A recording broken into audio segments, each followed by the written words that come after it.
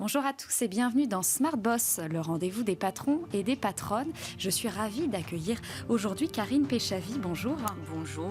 Tu es directrice générale de Péchavy Énergie Bois et aussi directrice générale de Maison Péchavy. Tout à fait. Tu as plusieurs casquettes et tout ça est englobé dans le groupe Péchavy. C'est ça. On parlera évidemment de tout ça juste après. Alors au sommaire, on va faire une interview en coulisses. Donc je vais poser beaucoup de questions aujourd'hui sur ton parcours de dirigeante. Et je disais justement tes multi-casquettes. Voilà un petit peu qui tu es pour démystifier ce rôle. Et après, on terminera par la séquence questions-réponses très rapide qui s'appelle l'interview chrono. Très bien. Voilà. Merci beaucoup d'avoir accepté cette invitation. Et on peut passer tout de suite à la séquence en coulisses.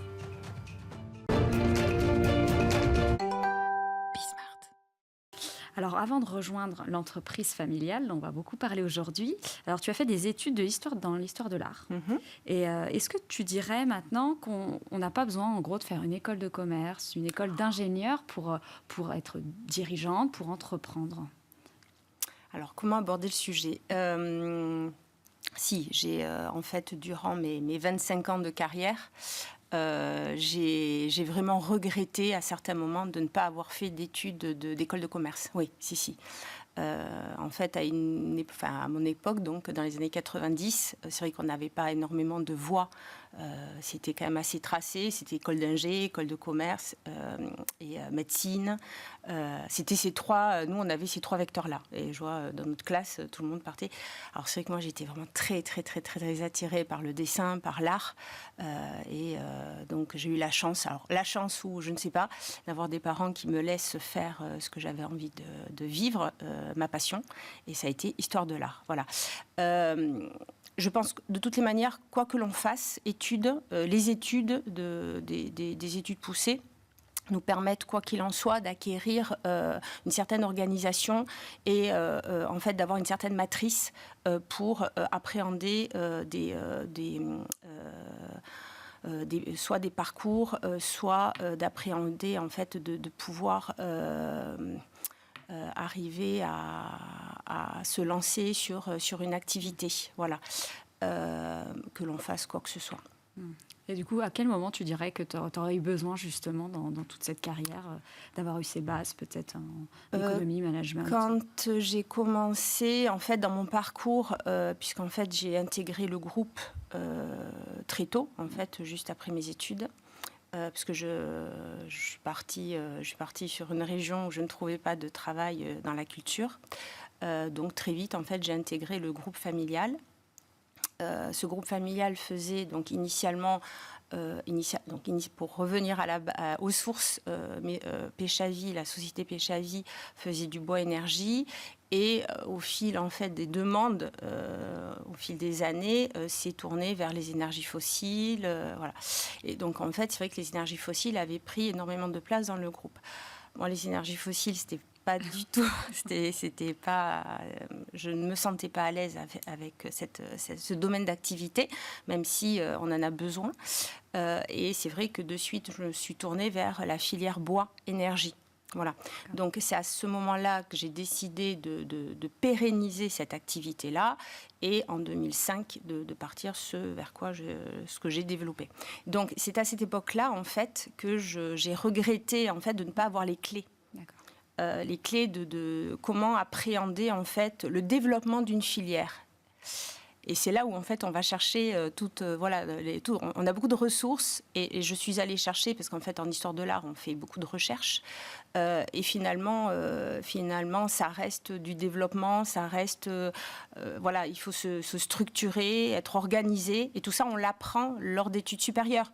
Donc finalement que l'on fasse n'importe quelle étude, je pense que ce qui est important en fait c'est d'arriver à bien cloisonner et bien se structurer en tout cas. Ouais. Et donc quand tu arrives effectivement dans l'entreprise familiale, donc tu montes cette branche énergie bois, comment est-ce que tu réussis à convaincre en interne, comme tu disais c'était très fossile. Ouais. C'était quoi un petit peu les conditions? On te dit allez carte blanche, mais bon t'as pas intérêt à non plus te penser. C'est délicat. On est dans un groupe familial, nous sommes plusieurs, et c'est vrai qu'il y avait cette culture du fioul. hein, voilà. Même si la culture du bois était prégnante, en fait. Non, en fait, j'ai sondé. En fait, je suis partie en fait voir ce qui se passait en Europe du Nord. Finalement, l'énergie bois commençait quand même à poindre sur la région Rhône-Alpes. Donc il y avait quand même des petits indicateurs favorables à ces nouvelles énergies. Il faut se dire qu'on est en 2004. Oui. 2004, ça n'existe pas en France. Et sur ce, 2005, la loi POP, donc le programme sur les orientations, la politique énergétique en France, ça a été quand même ça a été un accélérateur en fait de cette décision collégiale au sein de la société. D'accord. Et d'ailleurs, est-ce qu'au fil du temps, il y a toujours beaucoup de réglementations dans ces secteurs de l'énergie, de l'environnement? Enfin, moi, je ne vais pas faire la liste, mais est-ce qu'à chaque fois, tu voyais ça plutôt comme une contrainte ou, comme tu disais, là, plutôt un accélérateur, une opportunité? Non. Alors, ce qui a fait le succès, en fait, de PCHV Énergie Bois, c'est qu'en fait, je n'ai jamais pris toutes ces réglementations comme des contraintes. Nous avons eu les certificats d'économie d'énergie, voilà. Et donc à chaque fois, en fait, on en a fait plutôt, en fait, on a joué avec ces nouvelles réglementations. Et au contraire, ça a toujours été des clés pour avancer et des leviers, des leviers de croissance. Ouais. Au début, on parlait pas de croissance, mais on parlait en fait pour moi, on allait dans le bon sens. C'est-à-dire qu'on parlait à l'époque, on commençait à parler de transition énergétique. Et c'était ça, en fait, ce qui était important. C'était la transition énergétique. Nous étions un groupe familial avec plusieurs énergies, dont le fuel, hein, dont les produits fossiles. À l'époque, on parlait beaucoup de peak oil, 2002, 2003, ça commençait à poindre. En fait, c'est un cheminement. On ne s'est pas dit, hop, il y a la loi POP, hop, on met ça en place. Non, c'est-à-dire qu'il y avait eu un cheminement au préalable durant 2-3 ans où il y avait Jean Covici, eux commençaient vraiment à donner des alertes. Ouais. Et ce sont des personnes que j'ai commencé à suivre, n'étant pas du tout du métier. Donc, en fait, j'ai commencé à suivre, voir des exemples, notamment en Europe du Nord également, et de pouvoir comprendre, en fait, ce que pouvaient être nos sociétés en développant ce type d'énergie.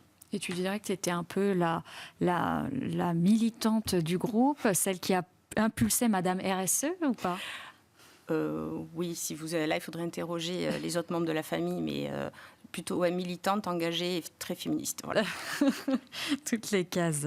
Ok. Et alors, je parlais aussi de ces réglementations qui sont parfois là plutôt des accélérateurs. Alors, ça, c'est plus prévisible, on va dire, les réglementations. Il y a aussi pas mal de choses qui sont un peu moins prévisibles, des événements. Je pense évidemment à la récente crise de l'énergie.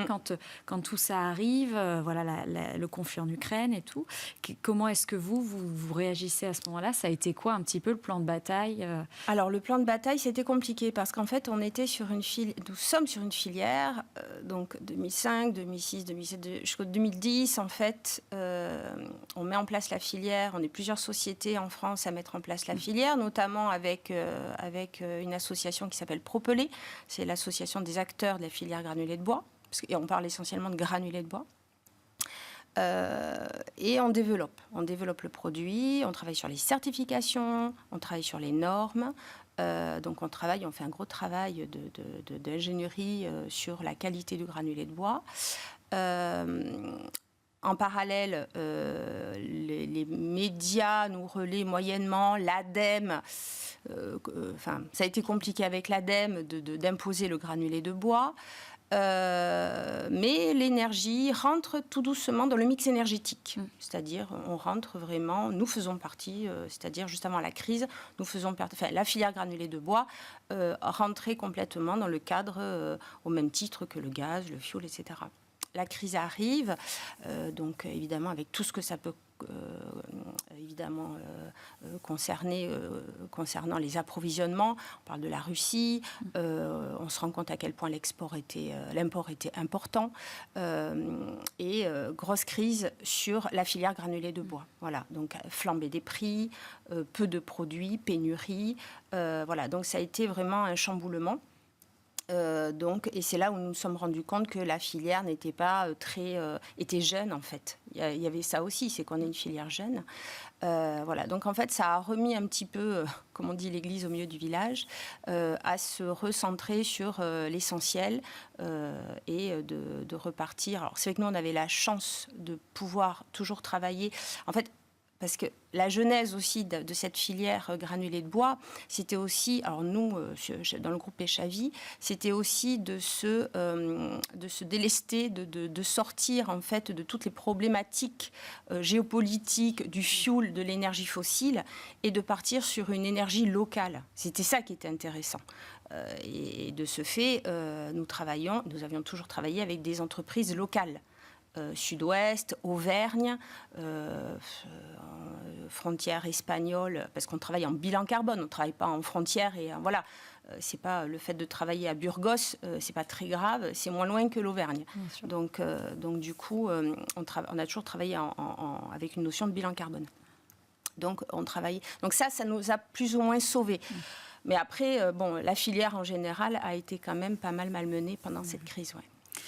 Et alors après, pour les 100 ans donc, du groupe, en 2019, là, toi, tu crées Maison Péchavy, oui, là, qui vend donc allume-feu, bougies 100% naturelles, entre autres. Et alors, c'était quoi? C'était pour marquer le coup? Tu t'es dit, tiens, pour les 100 ans, voilà, ça peut être pas mal, ou parce que juste, tu es hyper actif, tu as envie d'entreprendre toujours? Alors, je pense qu'il y a un peu de l'hyperactivité, ça c'est clair. L'hyperactivité dans le sens où 2019, la filière granulés de bois est quand même roule. Dans l'opérationnel, tout fonctionne bien. Moi, ce que j'ai adoré faire, c'était développer. Voilà, donc d'où aussi le fait de manquer en fait de clés ingénierie, commerce. Aujourd'hui, les enfants, nos enfants peuvent faire des études un peu hybrides, et je trouve ça formidable parce que finalement, on se rend compte que je peux pas dire que mes études d'histoire de l'art ne m'aient pas servi, mais elles m'auraient servi au même titre que faire un petit peu de commerce, du marketing, etc. Donc oui, un petit peu d'hyperactivité, donc tout roulait. Donc finalement, j'avais envie de faire autre chose. Et puis c'était surtout, en fait, marquer le coup, en effet, pour la soirée de gala, marquer le coup pour les 100 ans. Et donc c'était créer cette petite boîte d'allume-feu qui me trottait dans la tête depuis un petit moment, parce que c'était en lien avec notre activité bois énergie, des allume-feu naturels, faire une jolie boîte, parce que je trouvais ça fou de ne pas avoir de jolie boîte à laisser sur sa cheminée, des boîtes d'allumettes, et la petite bougie parfumée, c'était le cadeau pour la soirée de gala. Voilà. Et est-ce que tu te considères du coup un peu comme une entrepreneuse finalement, plutôt qu'une dirigeante de PME? En fait, il y a toujours un problème de légitimité parce qu'en fait, aujourd'hui, je suis entrepreneuse, c'est-à-dire je suis chef d'entreprise, je suis manager, je gère des équipes, je dessine tous mes bougeoirs, je dessine tout ce que je fais, je crée mes collections. Ce qui est compliqué, en fait, je crois qu'il ne faut pas attendre que quelqu'un, la reconnaissance de quoi que ce soit, parce que c'est là où on est toujours un petit peu perdu. Je pense qu'aujourd'hui, ce qui est important, c'est d'arriver à conjuguer toutes ces passions et tout ce qu'on aime faire, de les transmettre, ça c'est très important. Et c'est ce qui fait qu'aujourd'hui on peut... Alors, est-ce qu'on est un bon entrepreneur quand on arrive à conjuguer plusieurs fonctions? Je pense que oui. Être entrepreneur, c'est être partout à la fois, avoir l'œil partout. Et ça, cette double casquette, comment tu gères? Il y a des périodes où tu es plus focalisée sur une société plutôt qu'une autre? Oui, alors aujourd'hui, sur la partie Péchavy Énergie Bois, donc sur les granulés de bois, j'ai une super équipe qui gère tout l'opérationnel. Moi, je ne suis que sur la stratégie globale, sur les achats. sur les fonctions qui permettent de ne pas faire trop de bêtises, voilà, financièrement. Et après, l'opérationnel, non, je ne le gère absolument plus. Voilà. Tout sur Maison Péchavy. Oui. Et alors, ça a quand même beaucoup accéléré. Vous êtes présent dans plusieurs pays, alors notamment aux États-Unis. Est-ce que tu pensais t'y retrouver aussi vite et avoir au téléphone un gros distributeur américain ? Non. En fait, Maison Péchavy, c'est à 50 ans, c'est la cerise sur le gâteau, en fait. Quand j'ai commencé, donc c'était avec une boîte d'allume-feu. On a vu de suite qu'il y avait une appétence. En fait, il se passait quelque chose. Donc, en 2021, on a décidé d'en faire une marque. Et c'est vrai qu'on a accéléré un petit peu le mouvement en faisant maison et objets. Et ça a de suite pris. Donc, oui, en effet, on a pas mal. Non, en fait, tout est arrivé. Tout arrive depuis 2019. Depuis la création de cette boîte d'allume-feu, on a eu beaucoup de. Alors, je sais pas si. Non, c'est pas de la chance. Mais en tout cas, on a eu on a pris beaucoup de virages. On a eu pas mal d'offres et de belles opportunités qui se sont offertes à nous. Et donc, en fait, on s'y est engouffré dedans. Et comment tu l'expliques, ça, du coup, effectivement, ce succès Là, franchement, à chaque fois, on nous pose la question, voilà, aujourd'hui, on a 400 points de vente un peu partout dans le monde. En 5 ans, voilà. c'est énorme. Ouais. Donc, comment est-ce qu'on les... Non, je ne sais pas. On crée... Je pense que si... Après, c'est un petit peu... Mais c'est la passion, en fait. On a un engagement aussi, on s'y tient, parce que c'était un challenge, Maison Péchavy, de se dire, on part sur des produits chics, il faut que ça soit joli, durable, utile, durable, éco-responsable. C'est un challenge de tous les jours, parce que c'est pas évident. On tient la barre, on tient une belle croissance depuis maintenant 4 ans. Parce qu'en fait, on a vraiment commencé en 2021, 2019, 2021, c'était on y va pas, on y va pas, on savait pas trop. 2021, on y va. Et là, aujourd'hui, oui, on peut dire que ça fonctionne bien. Oui. Alors, j'ai vu que tu te définis plutôt comme un capitaine de bateau dans l'entreprise et que tu te mets beaucoup à la place de tes salariés, c'est-à-dire Oui, c'est-à-dire que j'essaye, quand mes salariés, quand mes collaborateurs vont m'écouter, ils vont me dire mais n'importe quoi. J'essaye de comprendre, en fait. C'est-à-dire que j'essaye toujours de me mettre à la place déjà du consommateur. Quand je crée quelque chose, j'essaye de me mettre à la place du consommateur final. C'est de l'expérience utilisateur. C'est ce qu'on apprend en marketing, mais ça reste du bon sens paysan. Oui. Par rapport à ça, c'est ce que j'essaye d'insuffler en fait à tous mes collaborateurs. C'est de toujours eux aussi se mettre à la place du consommateur, c'est-à-dire de la personne à qui ils parlent. Que ça soit le B2B, on fait beaucoup de B2B, on a du B2C, on a le client final et on a les boutiques. Et systématiquement, c'est d'essayer de comprendre la manière dont la personne va appréhender le message que nous allons lui amener. Donc, en amont, il faut également que moi je comprenne en fait, que je sache comment communiquer et comment faire passer mon message à la personne qui va passer le message. Donc c'est ça aussi, c'est du management. Alors ça fait partie des clés peut-être que l'on apprend en école de commerce, mais maintenant j'en suis moins sûre. Je pense que c'est juste une question de sensibilité que l'on a avec ses équipes. J'ai la chance d'être indépendante. Pour l'instant, nous n'avons pas de fonds. J'ai pas de. Ça, c'est un choix de ne pas en avoir. Oui, c'est un choix. Ouais. C'est dur, parce que nous sommes en autofinancement. Ouais. C'est dur, mais c'est une liberté extraordinaire. C'est-à-dire que quand on décide de créer une collection, on crée notre collection, on fait ce qu'on veut. Quand un artiste nous demande « j'aimerais faire quelque chose avec vous », voilà, on le fait pas, nous sommes nos propres, nous décidons. Voilà. Et pour revenir sur le côté capitaine, en fait, capitaine dans le sens où très souvent je pensais à ça, c'est parce qu'en fait j'ai mes collaborateurs sur Péchavy Énergie Bois, il y a quelques années de ça, qui me disaient mais finalement on est comme dans un bateau et comme on est tout petit, l'avantage c'est qu'on va là où en fait on a une possibilité de réaction qui est rapide et c'est ce qui nous a toujours sauvés en fait. Voilà, c'est presque la définition d'une start-up là, que tu fais. Oui, mais finalement, C'est hybride. Nous sommes des sociétés indépendantes. Donc finalement, je pense qu'il y a beaucoup de choses qui s'apparentent à la start-up, quoi qu'il en soit. Et puis on peut être une grosse start-up et continuer à travailler comme une start-up, en fait. Oui. Oui, c'est plus dur après, plus gros aussi. Mais, et quels sont un peu aussi tes enjeux de recrutement aujourd'hui? Là, on parlait de te mettre à la place de tes salariés. C'est quand même plus facile, entre guillemets, de recruter sur Maison Péchavy que quand on est plutôt sur l'énergie bois. Est-ce que tu as des challenges particuliers? Alors, sur Péchavy Énergie Bois, on n'a aucun problème de recrutement. Parce qu'on a besoin de chauffeurs-livreurs, on a besoin de secrétaires, on a besoin... donc ça, ce sont des profils que nous trouvons aisément sur le secteur du Lot-et-Garonne, puisque nos bureaux sont sur le Lot-et-Garonne. Après, nous sommes présents sur le Grand Quart Sud-Ouest, donc Bordeaux et Agen.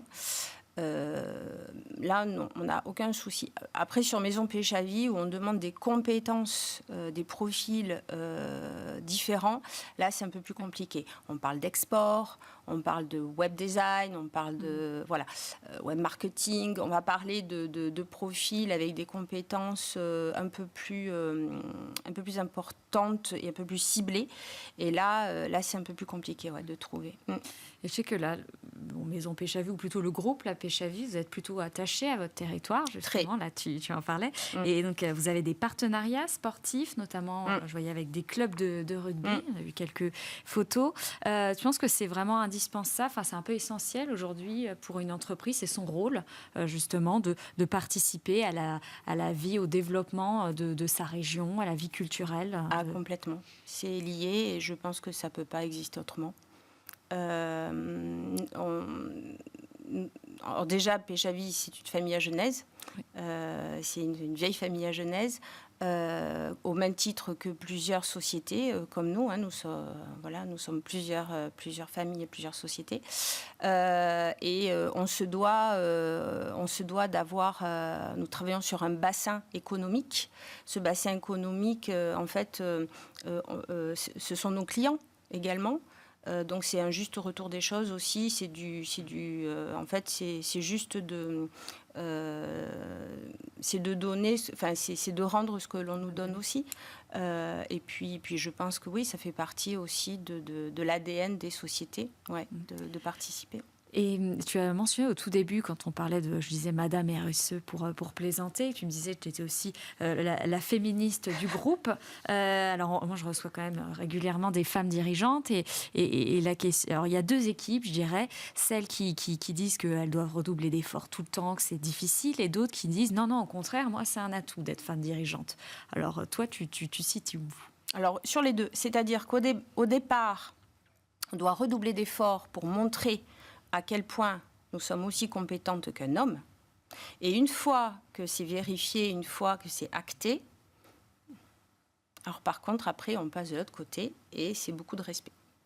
Et au contraire, on bascule et on va dire qu'après, c'est très facile. Oui. C'est ce que tu as vécu, alors? Oui, voilà. Moi, c'est en fait, moi, c'est vraiment mon expérience. Au début, ça n'a pas été du tout facile. Ça a été même très compliqué. J'avais 25 ans, j'étais pas mal sur la Fédération française des combustibles, j'intervenais, et ça a été un peu compliqué. Ça a été, c'est-à-dire c'était montré aussi, on était vraiment dans les années 2000, il n'y avait pas tout ce mouvement, on était encore sur des vieux poncifs, mais après par contre, et notamment sur l'énergie bois, au contraire, j'ai trouvé des gens formidables et je peux pas dire que ça a été un atout, c'est pas ça du tout. C'est qu'en fait, on parle plus d'hommes et de femmes. On ne parle que de compétences et c'est tout. Et c'est ça qui est formidable. Oui, un jour. Et côté, alors pareil, la question, je pose toujours, que ce soit par contre là un homme ou une femme, mais avec tes 12 000 casquettes, comment tu arrives à faire cet équilibre vie pro ou perso, ou est-ce que tu n'y arrives pas? Ben non, j'y suis pas arrivée. Non, alors, la charge mentale, c'est quelque chose qui m'a... ça, c'est un sujet qui a été très compliqué à gérer. Je crois que c'est ce qui a été le plus compliqué à gérer dans ma vie professionnelle. C'est d'arriver à tout gérer. À gérer, à être une maman parfaite, l'injonction de la mère parfaite. Qui élève ses enfants, qui est là pour eux, pour leurs études, parce que j'avais envie aussi, mais qui avait également plein de choses à faire du côté professionnel, parce que c'est ça aussi, en fait, l'enjeu des granulés de bois, du bois énergie, c'était un challenge, et c'était donner du sens à ce qu'on fait, donc c'est un métier de passion. Et donc, c'est arrivé, en fait, à conjuguer ce métier de passion avec une vie familiale et être présent pour ses enfants et son mari. Écoute, merci beaucoup d'avoir répondu à toutes ces questions. Et maintenant, on va pouvoir passer donc, à la séquence interview chrono.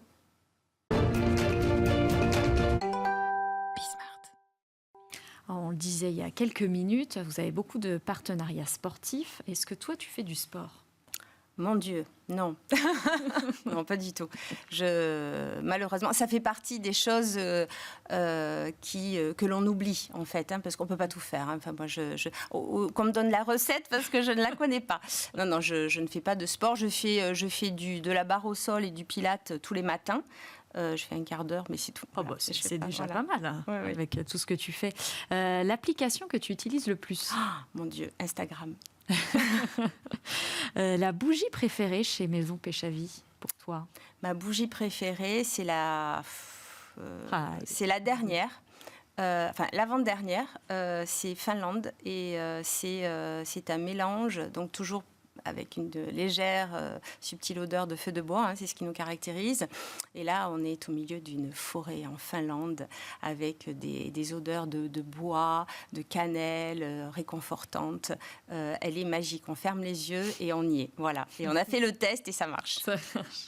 Est-ce que tu peux me citer une entrepreneuse ou une dirigeante française ?